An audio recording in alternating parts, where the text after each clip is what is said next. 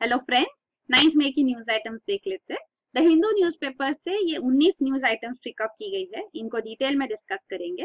पहली news item है Karnan orders 5 year rigorous imprisonment for CJI 7 other supreme court जजेस। तो ये जो जस्टिस सी एस कर्नन है, कोलकाता हाई कोर्ट के जज है, इनके against contempt of court proceeding supreme court ने स्टार्ट किया है। 7 जज बेंच है जो ये हियर कर रही है, including chief justice of India. और इनके अगेंस्ट अभी कोलकाता हाई कोर्ट जज ने ऑर्डर पास किया है कि इनको 5 year रिग्रेस इम्प्रिजनमेंट हो चीफ जस्टिस ऑफ इंडिया को और सारे जजेस को, प्लस उन्होंने 1 लाख रुपीज फाइन भी इम्पोज किए हर एक पे। तो ये वो कह रहे हैं कि इन्होंने वायलेशन किया है जो रेगुलेशन है under schedule caste and schedule tribes prevention of atrocities act. So उनके उसके अंदर उन्होंने ये ऑर्डर पास किया है। तो ऑलरेडी सुप्रीम कोर्ट ने कहा है कि इनके केसेस के ऑर्डर्स इनको इम्प्लीमेंट नहीं करना है, स्टेप्स दिए गए इनके ऊपर, इवन इनका मेंटल एग्जामिनेशन करना चाहिए, वो भी सुप्रीम कोर्ट ने ऑर्डर दिया। तो इनके against contempt of court proceedings चल रहे हैं। This is the first sitting जज जिनके against contempt of court proceedings initiate किए गए थे। चार्जेस इनके अगेंस्ट है कि he has done things to degrade the judiciary को नीचा दिखाने के लिए इन्होंने जो स्टेप्स लिए हैं। तो एलिगेशंस, करप्शन चार्जेस उन्होंने लेवल किए काफी सारे जजेस के अगेंस्ट। तो उसके ऊपर ये कंटेम्प्ट ऑफ कोर्ट प्रोसीडिंग्स चल रहा है। फिर अगला न्यूज आइटम है high court verdict favouring Lalu set aside. तो ये जो झारखंड हाई कोर्ट का ऑर्डर था 2014 में, उन्होंने चार्जेस ड्रॉप कर दिए थे। तो लालू प्रसाद यादव, तब he was the chief minister of Bihar, plus जो पहले फॉर्मर चीफ मिनिस्टर भी थे, इन सबके अगेंस्ट चार्जेस थे in the 900 crore fodder scam. तो इस स्कैम में जो इन्होंने इलीगल एक्टिविटीज की थी, जो मनी डाइवर्ट किया गया था सारा, तो उसके अंदर काफी सारे ऐसे इंस्टेंसेस थे। तो एक इंस्टेंस पे ऑलरेडी ऑर्डर दिया गया था, इवन मिस्टर लालू प्रसाद यादव को 5 years रिग्रेस इम्प्रिजनमेंट दी गई थी, ऑर्डर आया था। तो बाद में जब और चार्जेस इसमें इन केसेस में सामने आए, क्योंकि काफी लंबे टाइम तक ये स्कैम चल रहा था, तो उनके ऊपर झारखंड हाई कोर्ट ने 2014 में वो चार्जेस ड्रॉप कर दिए। उन्होंने कहा कि सेम केस के लिए 2 बार पनिशमेंट नहीं मिल सकती। तो एक बार पनिशमेंट मिल चुकी है तो फिर से you can not find a person guilty for the same offence twice. पर क्योंकि ये अलग अलग इंस्टेंसेस पे, अलग अलग जगह पे, अलग अलग लोग इनमें इसमें इन्वॉल्व है और ये केसेस हुए, तो ये सेम ऑफेंस नहीं है, अंडर द सेम कैटेगरी है। तो उन्होंने हाई कोर्ट को भी इंडिक्ट किया कि गलत जजमेंट दिया उन्होंने, प्लस इवन सीबीआई को इंडिक्ट किया गया है कि सीबीआई ने इस ऑर्डर के ऊपर अपील जल्दी नहीं की। तो वो भी उन्होंने सीबीआई को भी कहा है कि ये डिले इंटेंशनल डिले माना जाएगा आगे से, और सीबीआई डायरेक्टर इसके लिए रिस्पॉन्सिबल रहेंगे एंड उनको जल्द से जल्द ऑर्डर पे अपील करना चाहिए। तो ये सीबीआई के एक्ट के अंदर भी मैंडेटेड है, तो वो उन्होंने कहा है। तो ये पूरा केस था, आप देख सकते हैं। इसके अंदर जब उनको इम्प्रिजनमेंट हुई थी तो उसकी वजह से ही was disqualified from parliament, barred from elections for 11 years।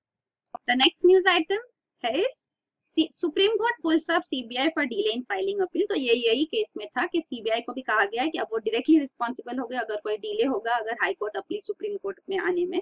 और उन्होंने कहा है अगर डिले हुआ तो इसको समझा जाएगा कि ये डेलिबरेटली डिले किया गया, तो ऐसा माना जाएगा। उन्हें बताया सीबीआई मैनुअल्स में भी मैंडेटेड है कि अपील्स जल्द से जल्द करनी चाहिए, हाई कोर्ट ऑर्डर्स की अपील्स जल्द से जल्द सुप्रीम कोर्ट में करनी चाहिए। फिर अगला न्यूज आइटम है varsity applies grandma's wisdom for safe drinking water needs. तो ये तामरस करके एक low cost copper based water purification device develop किया गया। ये ट्रांस डिसिप्लिनरी यूनिवर्सिटी है बेंगलुरु जिसने इसे डेवलप किया। तो ये एज ओल्ड प्रैक्टिस है कि कॉपर वेसल्स में वाटर स्टोर किए जाते थे। तो इसके ऊपर एक्सपेरिमेंट किया गया तो पता चला कि अगर ओवरनाइट रूम टेम्परेचर में वाटर कॉपर वेसल्स में स्टोर किए जाते हैं तो जो बैक्टीरिया जैसे ई कोलाई, साल्मोनेला, तो ये सारे रिकवरेबल नहीं रहते जब कल्चर भी किया जाता है इनका। तो ये उस नॉलेज को यूज करके ये copper based water purification systems बनाए गए। इसको सेल्फ हेल्प ग्रुप्स के थ्रू एंटरप्रेन्योर्स इसको सेल करेंगे प्रोडक्ट्स को। फिर अगला न्यूज आइटम है Odisha village swears bye Gram Swaraj. तो ये तुमुनी विलेज है उड़ीसा की अंगुल डिस्ट्रिक्ट में। यहाँ पे सेल्फ रूल किया जाता है, मतलब यहाँ 19 मेंबर मैनेजमेंट कमेटी है, ये खुद यहाँ पे सारा गवर्नेंस करते हैं। अगर कोई हीनियस ऑफेंस है, सीरियस ऑफेंस जैसे रेप या मर्डर, तो उन केसेस में फिर पुलिस और जुडिशरी का इन्वॉल्व किया जाता है, वरना ये सारे एडजुडिकेशन खुद करते हैं।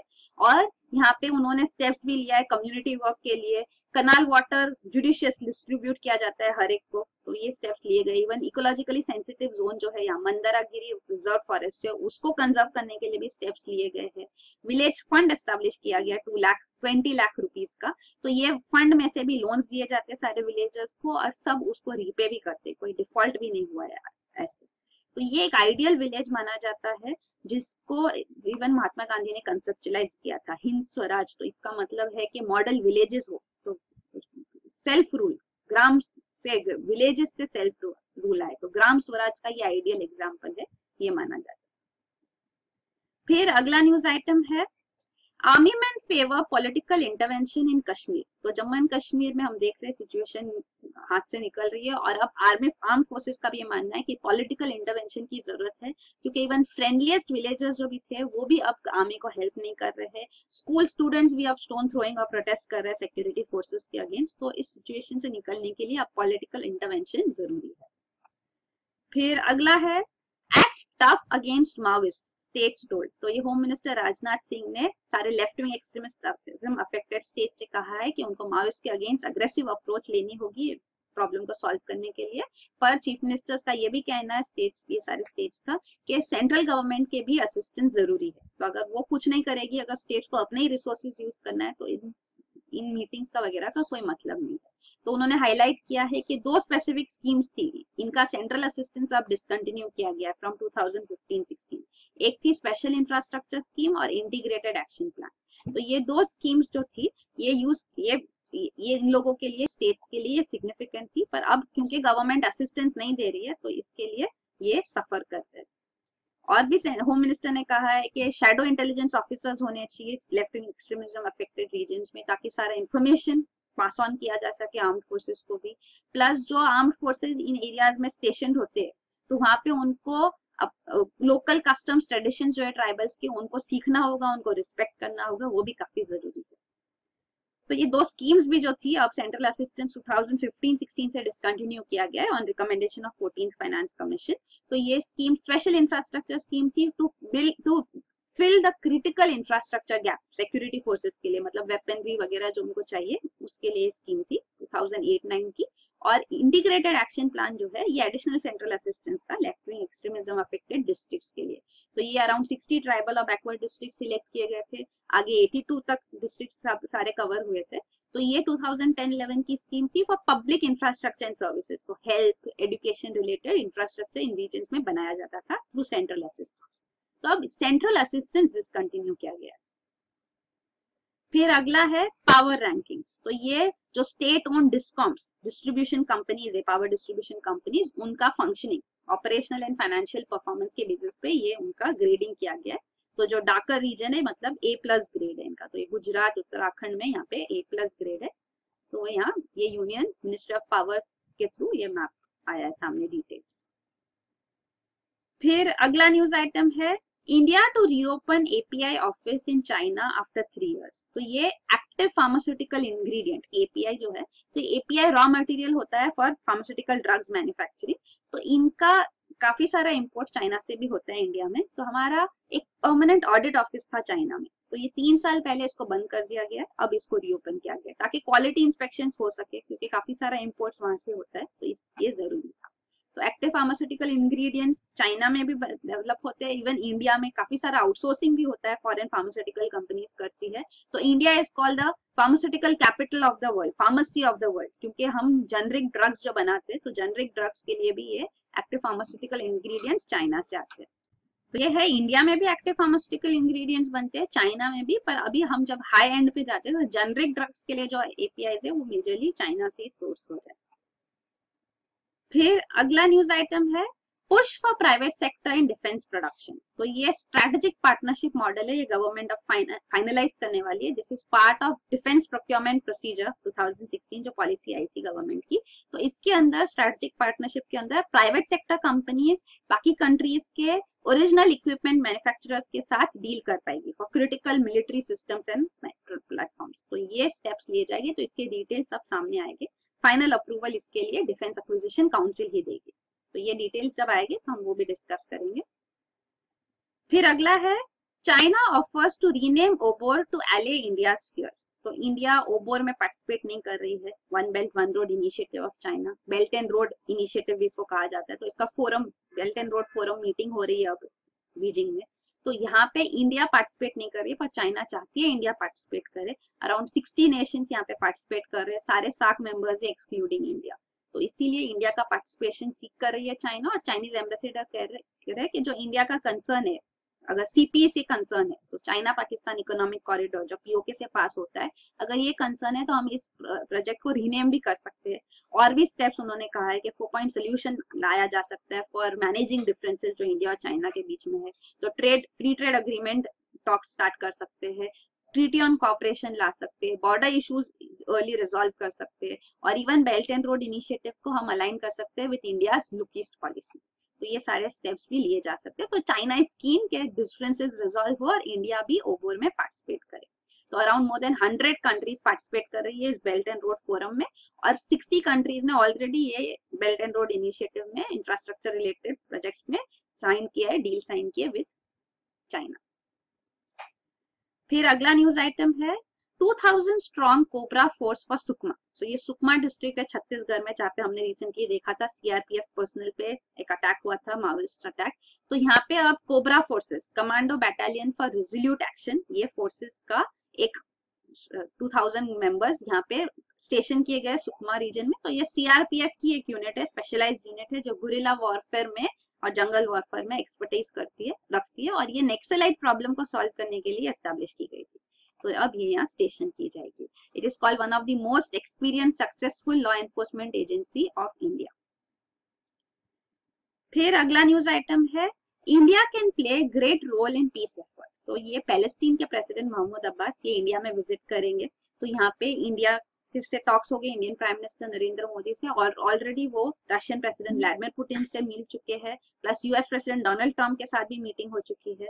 तो ये सारे स्टेप्स के बाद अब वो जब इंडिया में भी आएंगे, तो यहाँ पे वो चाहते हैं कि इंडिया भी 2 नेशन सोल्यूशन के, पैलेस्टीन और इजराइल पीसफुली को एग्जिस्ट करे, उसके लिए स्टेप्स ले, एफर्ट्स करे, क्योंकि इजराइल इंडिया के रिलेशंस भी अच्छे। Even Indian prime minister Narendra Modi जुलाई में इजराइल विजिट करेंगे, तो वो पैलेस्टीन स्टॉप नहीं कर रहे हैं, पर वहां फिर भी पैलेस्टीनियन प्रेसिडेंट ने कहा है कि इंडिया भी इस 2 स्टेट सोल्यूशन को इम्प्लीमेंट करने के लिए स्टेप्स ले सकती है, मदद कर सकती है। तो ये सामने आया। हमने ऑलरेडी डिस्कस किया था हमास और पैलेस्टीनियन अथॉरिटी, ये 2 ऑर्गेनाइजेशन है। तो ये हमास जो है वो गाजा स्ट्रिप में पावर में है, और यहाँ पे जो वेस्ट बैंक रीजन है, यहाँ पे ये 2 पार्ट्स है जो पैलेस्टीन कंप्राइज करते हैं, बाकी इजराइल है। तो ये इजराइल जो है ऑक्यूपाई कर रहे रीजन। तो यहाँ पे अभी भी इजरायली सेटलमेंट्स आ रहे हैं वेस्ट बैंक में, जिसकी वजह से ये रीजन श्रिंक होते जा रहा है। तो इवन पैलेस्टीनियन अथॉरिटी इसके अगेंस्ट भी वॉइस रेस कर रही है कि ज्यूइश सेटलमेंट्स जो किए जा रहे हैं इजराइल से, वो स्टॉप किए जाए। इवन इंटरनेशनल प्रेशर भी है। तो अब वही है 2 स्टेट सोल्यूशन, मतलब ये वेस्ट बैंक गाजा स्ट्रिप एक पैलेस्टीनियन नेशन बने और इजराइल सेपरेटली, दोनों नेशंस पीसफुली कोएग्जिस्ट करें। तो वो यहाँ पे डिमांड है।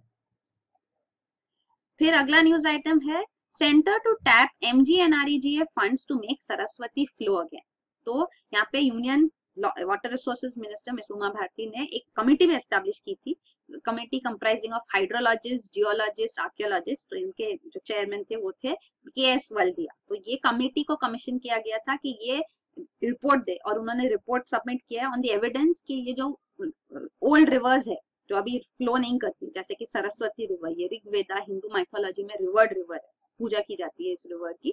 तो ये रिवर एग्जिस्ट करती है, उसका एविडेंस इन्होंने इस कमेटी की रिपोर्ट में सबमिट किया गया है। तो ये कहते हैं कि सतलज रिवर जो है ये सरस्वती का वेस्टर्न ब्रांच है, और जो तोम यमुना रिवर्स है वो ईस्टर्न ब्रांच है। तो ये मरकंडा सरस्वती रिवर जो भी फ्लो होती है, ये 2 वेस्टर्न और ईस्टर्न ब्रांचेस है, और इसका पैलियो चैनल सामने लाया गया है। तो पैलियो चैनल होता है जो ओल्ड रिवर्स अब ड्राई अप हो गई है, वो चैनल जो है उनका अभी सेडिमेंट से फिलअप हो जाता है। तो ये सॉफ्ट सेडिमेंट होता है, तो इसको डिग आउट करके इजीली रिवर को रिवाइव किया जा सकता है। तो वही वाटर रिसोर्स मिनिस्टर कह रहे हैं कि MGNREGA स्कीम जो है उसके अंदर ये प्रोजेक्ट्स इंप्लीमेंट किए जा सकते हैं, एंशिएंट रिवर्स को रिवाइव किया जा सकता है। तो इस कमेटी को कहा गया है कि पैलियो चैनल्स भी ढूंढे और यहाँ पे रिवाइवल प्रोजेक्ट स्टार्ट किए जाए। तो MGNREGA scheme is employment generation scheme.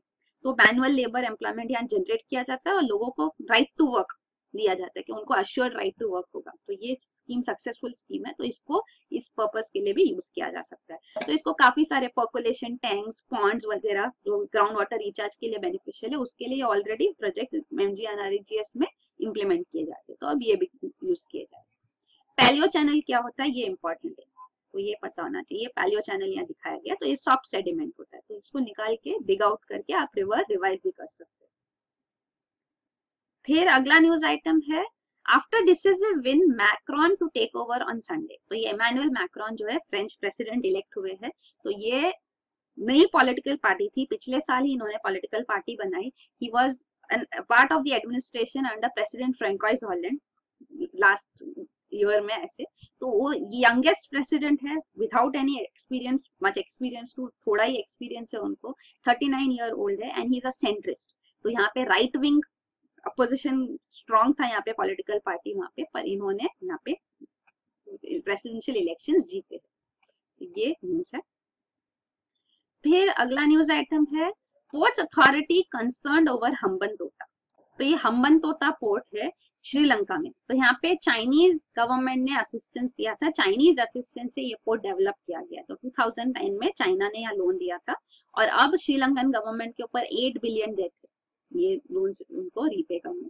तो यहाँ हम्बनतोटा पोर्ट डेवलप हो गया है। अब एक फ्रेमवर्क एग्रीमेंट भी साइन किया गया है और ये डील फाइनलाइज की जाएगी। तो ये state run Chinese merchants port holding है, तो इस अथॉरिटी के साथ श्रीलंकन गवर्नमेंट डील साइन करेगी। तो फ्रेमवर्क एग्रीमेंट के अंदर भी ये डिसाइड किया गया है कि 99 ईयर लीज दिया जाएगा ये चाइनीज पॉलिटिक्स चाइनीज ऑर्गेनाइजेशन को। तो इनको $1.12 बिलियन पे करने होंगे फॉर दिस 99 ईयर लीज, और 80% स्टेक दिया जाएगा उनको हम्बनतोटा पोर्ट में। तो इसके अंदर काफी सारे पावर्स जो चाइनीज कंपनी को दिए जा रहे हैं, उसके ऊपर Sri Lankan port authority concerns raise कर रही है कि this is against the provisions of SLPA act, Sri Lankan port authority act. तो ये वो हाईलाइट कर रहे हैं। तो ये रिवाइज करना चाहिए ड्राफ्ट्स, वो डिमांड किए जा रहे हैं। काफी सारे रिविजन्स हुए भी है, फिर भी कंसर्न्स अभी भी है। तो एक चीज है। और एक चीज है कि ये जो नई गवर्नमेंट श्रीलंका में आई 2015 में पावर में, उन्होंने कहा है कि हम ये जो डेट है उसको भी रिड्यूस करने के लिए स्टेप्स लेंगे, रीनिगोशिएशंस किए जाएंगे चाइना के साथ। तो ये भी एक कंसर्न है क्योंकि चाइना ने पोर्ट तो डेवलप किया पर काफी सारा लोन अब श्रीलंका पे है। तो ये कंसर्न्स अफ्रीका में भी काफी आए हैं कि फिर ऑटोनॉमी पे भी अफेक्ट होता है जब चाइनीज इन्वेस्टमेंट्स आते हैं और ये ह्यूज अमाउंट ऑफ लोन और बर्डन दिया जाता है। तो वही यहाँ पे दिखाया गया है। प्लस और एक जो डिमांड अब ये चाइनीज कंपनी रख रही है वो ये है कि ये हम्बनतोटा पोर्ट के अराउंड एक इंडस्ट्रियल जोन बनाया जाएगा, 15,000 एकड़ इंडस्ट्रियल जोन। तो चाइना चाहती है कि ये इंडस्ट्रियल जोन भी उनको अवेलेबल किया जाए यहाँ पे लैंड। तो अगर इसके लिए लैंड अवेलेबल किया जाएगा तो ही ये पोर्ट डील भी साइन की जाएगी। तो ऐसे कंडीशंस भी रखे जा रहे हैं और ये इंडस्ट्रियल जोन के लिए यहाँ लोकल पॉपुलेशन काफी प्रोटेस्ट कर रहे हैं अगेंस्ट सच अ प्रोजेक्ट। तो वो यहाँ पे डेवलपमेंट्स है। ये है हम्बनतोटा पोर्ट ऑफ श्रीलंका और त्रिनकोमाली पोर्ट यहाँ है जहाँ पे इंडिया और श्रीलंका निगोशिएशंस कर रहे हैं फॉर डेवलपमेंट। प्लस ये कोलंबो पोर्ट भी है और ये कैपिटल भी है श्रीलंका का।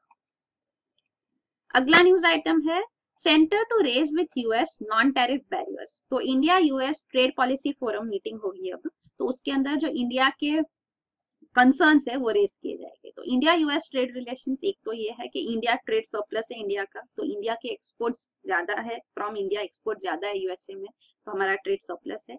और USA काफी रिस्ट्रिक्शंस डालते हैं ऑन इंडियन प्रोडक्ट्स एक्सपोर्टेड। तो यहाँ पे जो नॉन टैरिफ बैरियर्स आते हैं वो स्पेसिफिकली हाईलाइट किए गए थे। तो नॉन टैरिफ बैरियर्स मतलब कि जो टैरिफ रिलेटेड नहीं है। तो टैरिफ मतलब चार्जेस लगाए जाते हैं, मतलब जब इंपोर्ट किया जाता है तो ड्यूटीज वगैरह जो लगाई जाती है चार्जेस, उसको कहते हैं टैरिफ बैरियर्स। तो चार्जेस ऐसे लगाए जाए कि प्रोडक्ट कॉस्टली हो जाए, तो कॉम्पिटिटिवनेस कम हो जाएगी उसकी। तो जो डोमेस्टिक प्रोडक्ट्स है USA में वो सेल होके यहाँ पे कॉम्पिटिटिवनेस नहीं होगी, चीपर नहीं होगी, वो टैरिफ बैरियर्स होते। नॉन टैरिफ बैरियर्स मतलब प्राइसेस ड्यूटीज नहीं डाले जाती, इम्पोज की जाती on the imports in US, but और अलग तरीके से यहाँ पे ट्रेड रिस्ट्रिक्ट किया जाए। तो ये बैरियर्स टू ट्रेड ही है। तो इसको सैनिटरी एंड फाइटोसैनिटरी मेजर्स भी कहे जाते हैं। तो मतलब सैनिटेशन मीन्स हेल्थ कंसर्न से रिलेटेड। तो मतलब जैसे इंडियन बासमती राइस में पेस्टिसाइड्स कंटेंट काफी हाई, उस बेसिस पे बासमती राइस को इम्पोर्ट नहीं किया जाता। तो ऐसे रिस्ट्रिक्शंस लाए जाते हैं USA में और यूरोपियन कंट्रीज में। तो यहाँ पे वही कंसर्न्स इंडिया रेस करेगी विथ USA। तो ये है। फिर और एक कंसर्न है with respect to child labour. तो USA कहती है, डिपार्टमेंट ऑफ लेबर USA के काफी सारे प्रोडक्ट्स का इंपोर्ट बैन करती है यूएसए में, क्योंकि उसमें प्रोडक्शन में उनके चाइल्ड लेबर इन्वॉल्व है। तो इंडिया यहाँ पे भी प्रोटेस्ट कर रही है कि ये जो रिपोर्ट्स उनकी है, तो ये जो बेसिस पे है वो रिपोर्ट्स फ्लॉड है, एक्यूरेट नहीं होती हमेशा, तो उसके बेसिस पे वो लोग ये डिसीजंस लेते हैं, उसके ऊपर भी कंसर्न है, वो हाईलाइट किए जा रहे हैं। काफी सारे प्रोडक्ट्स के लिए यहाँ पे एक्सरे स्कैनिंग वगैरह किया जाता है, तो वो काफी कॉस्टली हो जाता है फिर इंडियन एक्सपोर्टर्स के लिए। और काफी सारे केसेस में इवन बाय अमेरिका ऐसे कंडीशंस डाले जाते हैं, तो वो भी is adversely affecting Indian exports to USA. Plus और एक चीज है कि नेशनल सिक्योरिटी ग्राउंड्स के बेसिस पे अमेरिकन मैन्युफैक्चरर्स इंपोर्ट्स कर्व कर सकते हैं, डिमांड्स कर सकते हैं ऐसे। तो ये नेशनल सिक्योरिटी कंसर्न है क्या एग्जैक्टली, इस पे एलैबोरेशन नहीं होता, तो ये भी एक कंसर्न हाईलाइट किया जाएगा। और आयुर्वेदिक मेडिसिन वगैरह ये अलाउ नहीं किया जाता यूएसए में, क्योंकि उनके क्लिनिकल ट्रायल्स नहीं किए गए होते। सिद्धा, यूनानी, ये सब अलाउ नहीं है, तो ये भी एक डिमांड इंडिया फेस कर रहा है। तो ये सारे है। और फिर एक और चीज है, काउंटरवेलिंग ड्यूटीज डाली जाती है, यूएस डालती है on Indian exports, specially on steel and paper industry. तो ये काउंटरवेलिंग ड्यूटीज मतलब जब इनके प्राइसेस काफी लो होते हैं तो एक ड्यूटी डाली जाएगी जिससे इम्पोज की जाएगी, ताकि ये डोमेस्टिक मैन्युफैक्चरर्स जो है यूएसए में वो एडवर्सली अफेक्ट ना हो चीप इम्पोर्ट से। तो ये ड्यूटीज भी इम्पोज की जाती है, तो ये भी एक कंसर्न है। फिर अगला न्यूज आइटम है, गवर्नमेंट वीपो to set up tech centres. तो department of industrial policy and promotion India की और वर्ल्ड इंटेलेक्चुअल प्रॉपर्टी ऑर्गेनाइजेशन दोनों ने अग्रीमेंट साइन किया है कि technology and innovation support centres India में एस्टेब्लिश किए जाएंगे। तो ये वीपो सारे जगहों पे ये एस्टेब्लिश करते हैं कंट्रीज में, ताकि जो लोकल बेस्ड टेक्नोलॉजी वगैरह है जो उनको सपोर्ट मिल सके, उनको अपना इंटेलेक्चुअल प्रॉपर्टी क्रिएट करने के लिए, प्रोटेक्ट करने के लिए, मैनेज करने के लिए वो असिस्ट करते हैं। तो ये अब इंडिया में भी एस्टेब्लिश किए जाएंगे। और ये वीपो जो है ये one of the 17 specialised agencies है यूनाइटेड नेशंस की, 1967 में एस्टेब्लिश की गई थी, हेडक्वार्टर जिनीवा में। तो ये सारे स्पेशलाइज्ड एजेंसीज है यूएन के। तो जैसे जैसे न्यूज में आएंगे हम इसे डिस्कस करते रहेंगे। तो अभी जो हमने डिस्कस किया वो है वीपो, वर्ल्ड इंटेलेक्चुअल प्रॉपर्टी ऑर्गेनाइजेशन। फिर अगला न्यूज आइटम है, Chinnar wild life sanctuary hitches wagon to star tortoise. तो ये Chinnar wild life sanctuary Kerala में है, तो यहाँ पे काफी स्टेप्स लिए गए हैं to rehabilitate Indian star tortoise. तो ये स्मगलर्स से जो सीज किए जाते हैं उनको यहाँ पे रिहेबिलिटेट किया गया है, तो इस वजह से ये स्टार टॉर्टॉइस जो है ये सेंट्रल और स्पीशीज बन गया in this Chinnar wild life century of Kerala. तो ये वहाँ पे हाईलाइट किया गया है, इनको वाइल्ड में भी रिलीज किया गया है। तो ये है सारे सेंचुरीज जो केरला में है। चिन्नार यहाँ पे है पेरियार नेशनल पार्क के पास। फिर लास्ट न्यूज आइटम है, wooden filter removes toxins from water. तो ये यूएस इंजीनियर्स ने यहाँ पे एक लिंडन वुड यूज करके वाटर फिल्टर बनाया है, जिसके अंदर से जो डाइज है वो निकाले जा सकते हैं और प्योर वाटर मिल सकता है। तो वाटर ट्रीटमेंट वुड से पास होके होता है। तो वुड जो है उसमें nano particles, meso structure, nano holes होते हैं, नैनो स्ट्रक्चर्स, मीजो स्ट्रक्चर्स जो होते हैं वुड के, तो उसके थ्रू जब वाटर पास होता है तो वो प्योरीफाई होता है। तो ये सिस्टम ऑलरेडी वुड में होता है। दिस इज हाउ कि प्लांट्स में भी रूट से जो वाटर एब्जॉर्ब होके प्लांट्स के सारे सोर्स पार्ट्स पे पहुंचता है, तो थ्रू वुड पास होके पहुंचता है। तो वही टेक्निक को यूज करके इन्होंने ये वाटर प्योरीफायर बनाया है बेस्ड ऑन वुड। तो ये है, तो यही है न्यूज आइटम्स। Thank you.